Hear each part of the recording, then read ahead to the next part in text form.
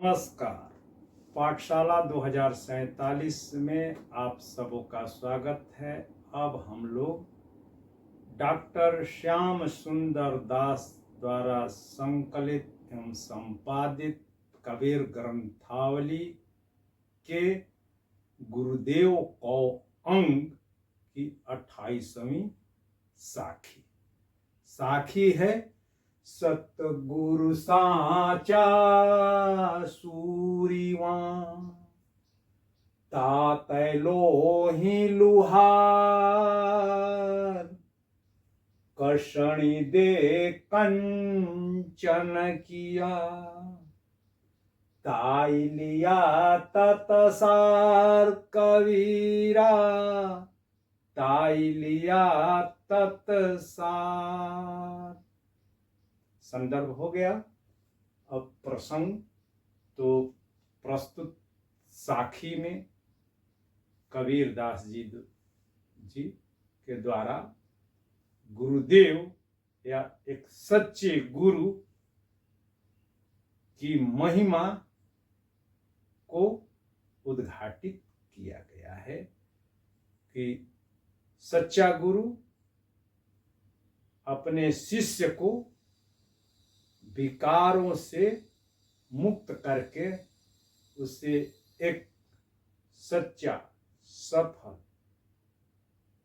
और उत्कृष्ट मानव बना देता है। इसी का इसमें वर्णन है।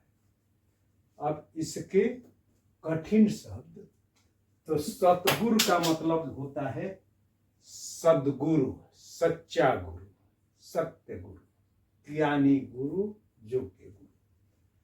और सांचा का मतलब सच्चा। सूरीवा का मतलब होता है शूरमा, यानी कि वीर योद्धा। तातै, तातै यानी कि तपा करके, या ताते माने उससे। लोही, लोही यानी कि लोहा, लोहा यानी कि एक जाति विशेष जो लोहे के उपकरण बनाती है। कषणी दे कंचन किया। कषणी का मतलब कस ना, कस कर। किस पर कस करके? तो कसौटी पर कस करके।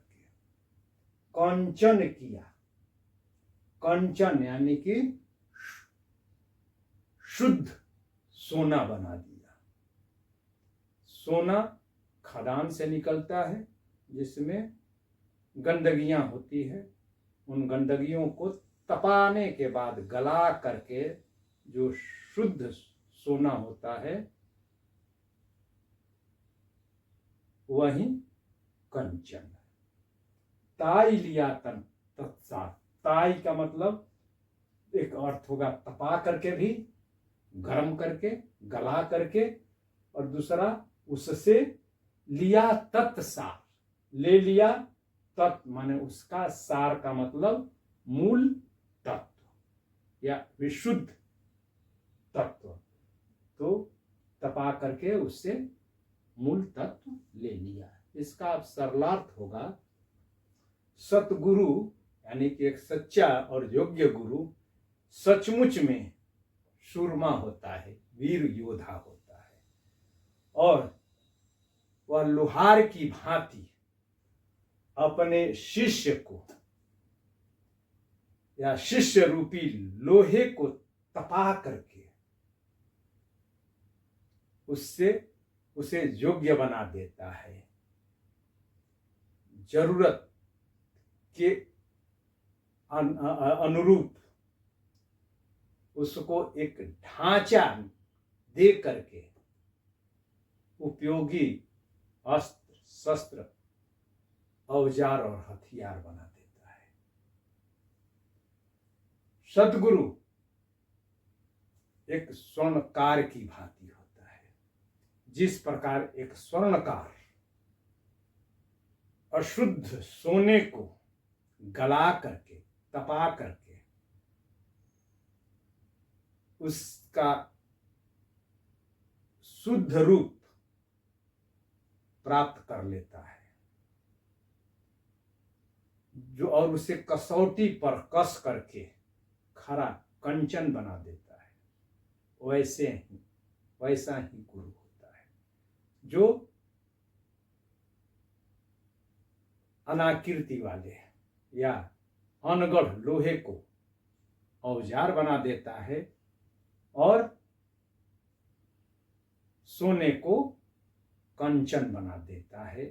प्रस्तुत साखी में कबीरदास जी कहते हैं कि एक योग्य गुरु, सच्चा गुरु सचमुच में वीर योद्धा होता है, सुरमा होता है।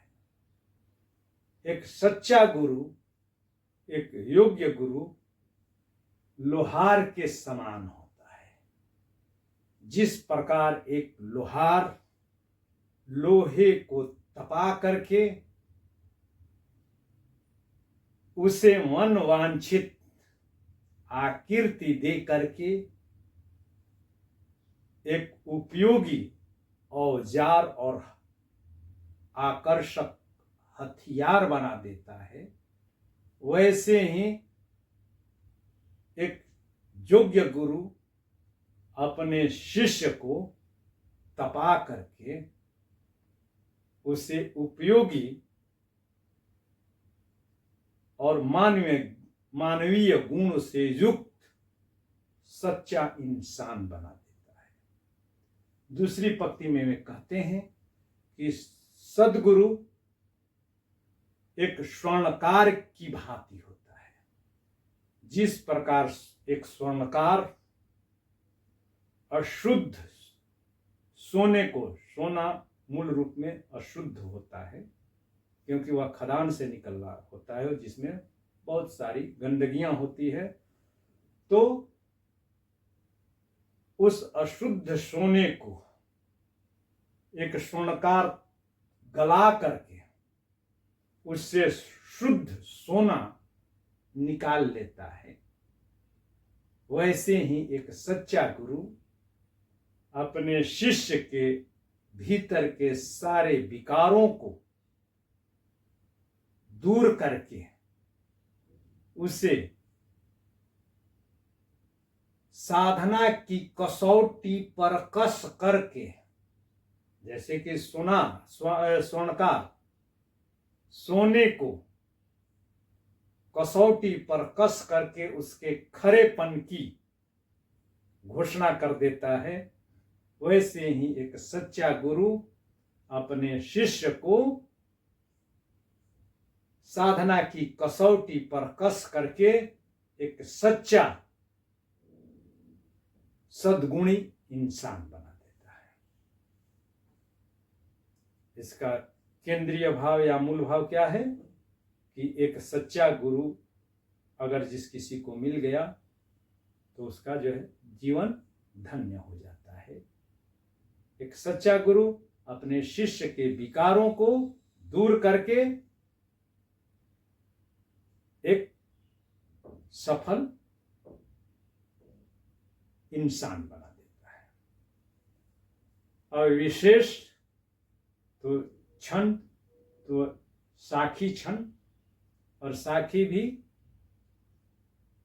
एक प्रकार से मात्रिक छंद दोहा ही है जिसमें 24 मात्राएं होती है, तो इसमें भी 24 मात्राएं हैं। चाहे तो चलिए गिन ही लिया जाता है।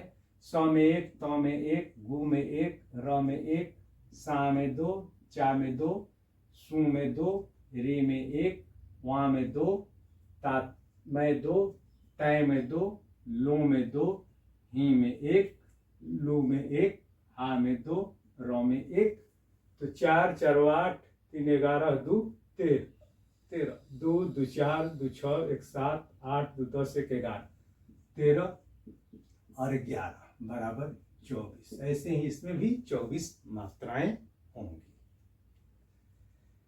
भाषा तो कबीर की भाषा का निर्णय करना कबीर ग्रंथावली के संपादक डॉक्टर श्याम सुंदर दास के शब्दों में टेढ़ी खीर है। और इनकी भाषा को लेकर के विद्वानों में ऐक्य नहीं है।